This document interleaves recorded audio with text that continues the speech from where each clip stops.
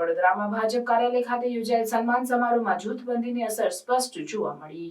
નગરપાલિકા અને તાલુકા પંચાયતની ચૂંટણીમાં જીતેલા ઉમેદવારોના સન્માન માટે આયોજિત આ કાર્યક્રમમાં કરજણ નગરપાલિકાના 19માંથી માત્ર 11 ઉમેદવારો હાજર રહ્યા, જ્યારે 300 જેટલા અપેક્ષિત કાર્યકરો સામે માત્ર 70 કાર્યકરોની હાજરી નોંધાઈ. આ કાર્યક્રમમાં ધારાસભ્ય, સાંસદ અને મોરચાના પ્રમુખ સહિતના અગ્રણીઓની ગેરહાજરી પણ નોંધાઈ, જે પાર્ટી અંદર ચાલી રહેલી જૂથબંધીનું પ્રતિબિંબિત કરે છે. કાર્યક્રમ દરમિયાન વડોદરા જિલ્લા ભાજપ પ્રમુખ સતીશ પટેલની સંગઠન અને ચૂંટાયેલા પ્રતિનિધિઓ પર પકડ નબળી હોવાનું ચર્ચાઈ રહ્યું છે. કાર્યકરો અને આગેવાનોની ગેરહાજરીને કારણે પાર્ટીની આંતરિક એકતા અને સંકલન અંગે પ્રશ્નો ઉઠ્યા છે. આ ઘટના ભાજપના સ્થાનિક નેતૃત્વ માટે ચિંતાનો વિષય બની છે, કારણ કે આ પ્રકારની જૂથબંધી પાર્ટીની છબી પર અસર કરી શકે છે.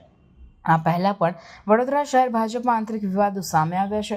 શહેર ભાજપ પ્રમુખ પદ માટે 44 ઉમેદવારોની દાવેદારી દરમિયાન કાર્યાલયમાં પૂર્વ કોર્પોરેટરો વચ્ચે આક્ષેપ પ્રત્યાક્ષેપો થયા હતા, જે પાર્ટીની આંતરિક રાજનીતિમાં તણાવનું સૂચક છે.